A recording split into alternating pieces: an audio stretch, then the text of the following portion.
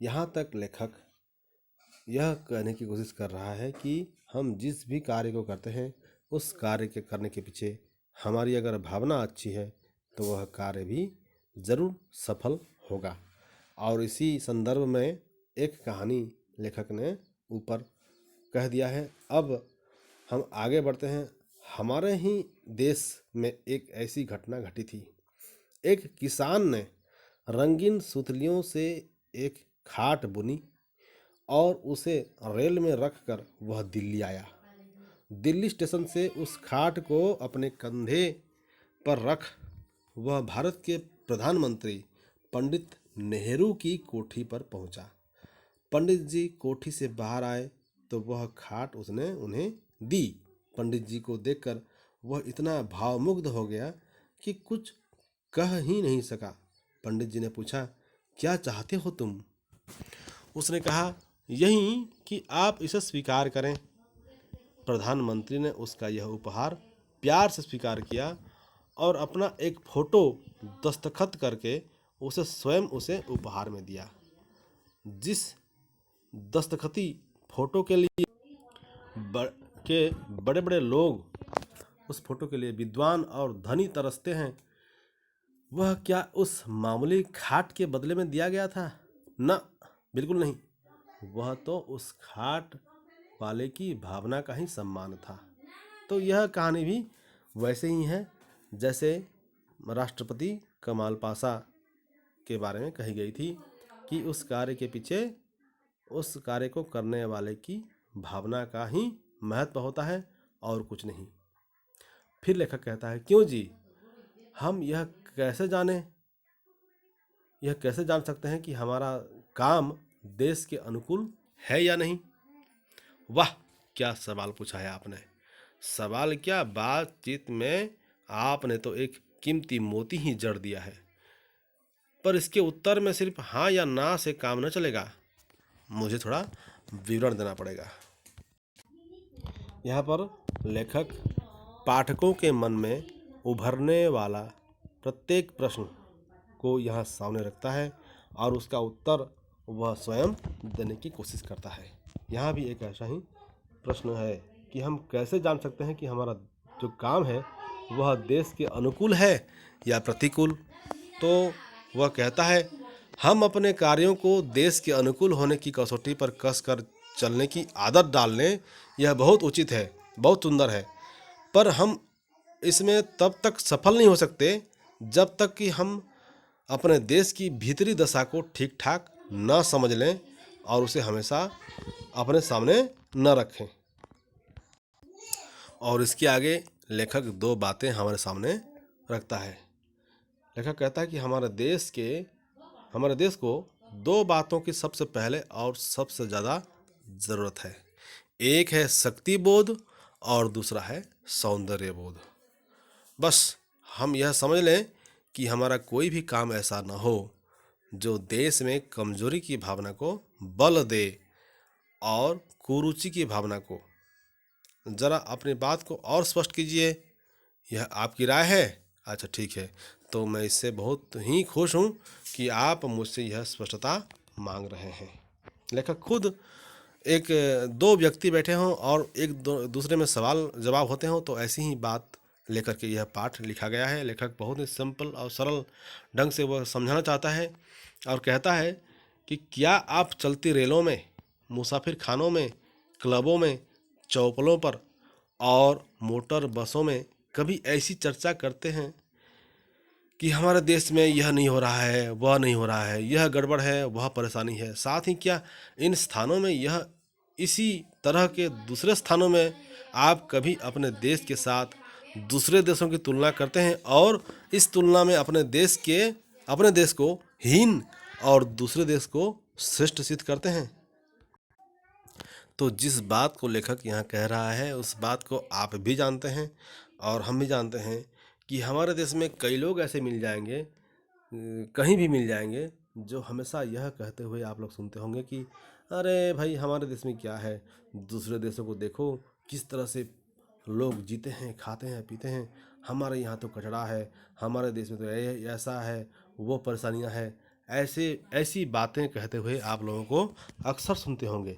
इसी बात को लेखक कहता है कि अगर आप इस तरह से बात किया करते हैं, अगर आपका प्रश्न इन यदि इन प्रश्नों का उत्तर हाँ है, तो आप देश के शक्ति बोध को भयंकर चोट पहुंचा रहे हैं और आपके हाथों देश के सामूहिक मानसिक बल का ह्रास हो रहा है।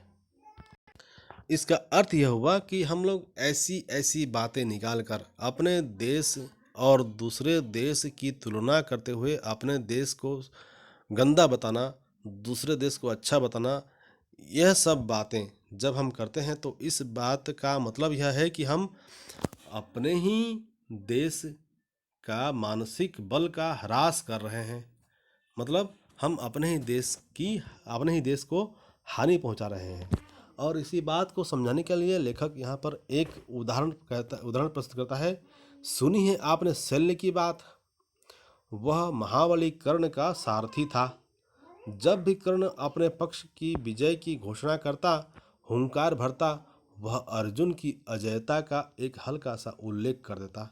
बार बार इस उल्लेख ने कर्ण के सघन आत्मविश्वास में संदेह की तरेड़ डाल दी, जो उसकी भावी पराजय की नींव रखने में सफल हो गई।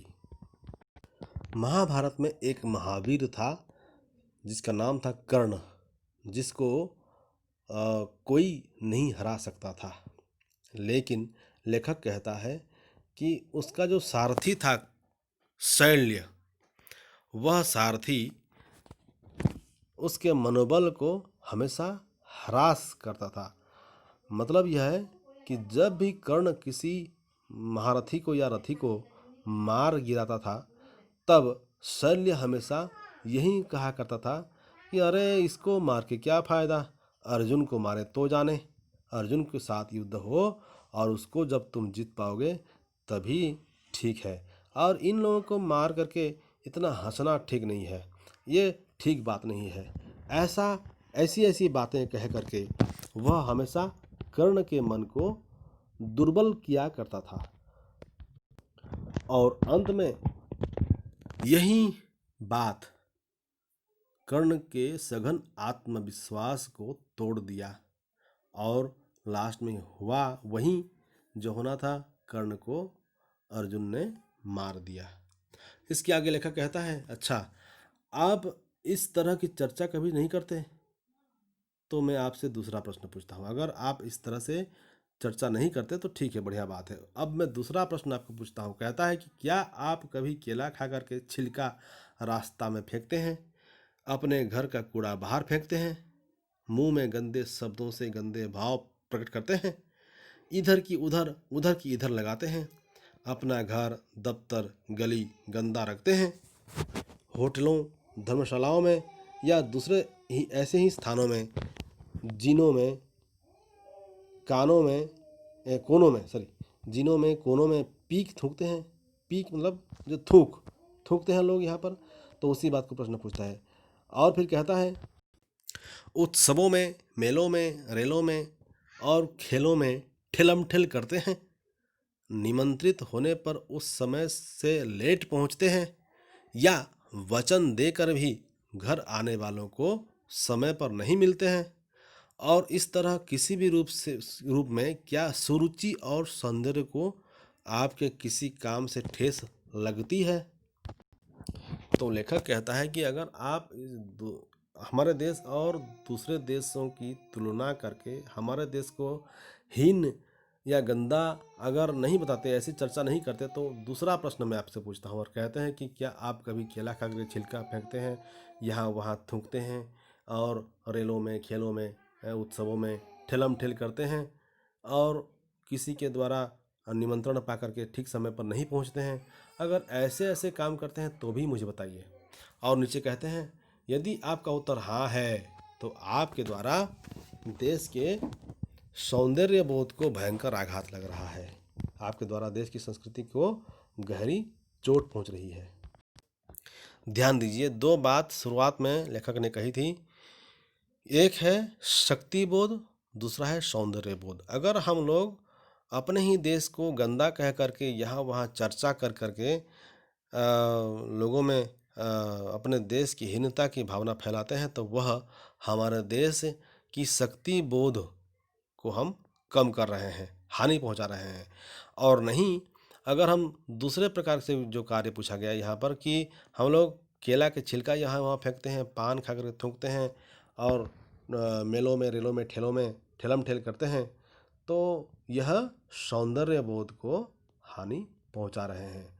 इसी बात को लेखक यहाँ पर कहता है कि अगर हम ऐसा करते हैं तो देश के सौंदर्य बोध को हम भयंकर आघात लगा रहे हैं और देश की संस्कृति को गहरी चोट पहुंचा रही हैं। क्या कोई ऐसी कसौटी भी बनाई जा सकती है जिससे देश के नागरिकों को आधार बनाकर देश की उच्चता और हीनता को हम तोल सकें? ये एक दूसरा प्रश्न फिर सामने लेकर के आता है। लेखक कहता है कि ऐसा कोई कसौटी है कि हम अपने काम जो कर रहे हैं यह अच्छा काम है या बुरा काम है, हीन काम है या उच्च उच्च काम है, हम इसको जान सकें। और इस प्रश्न को पूछता हुआ लेखक कहता है, तो लीजिए चलते चलते आपके इस प्रश्न का उत्तर भी मैं दे रहा हूँ। इस उच्चता और हीनता की कसौटी है चुनाव। तो चुनाव का मतलब है इलेक्शन, और इलेक्शन किस तरह से इस प्रश्न का उत्तर देगा, इसको हम लोग अगले क्लास में जानेंगे। धन्यवाद।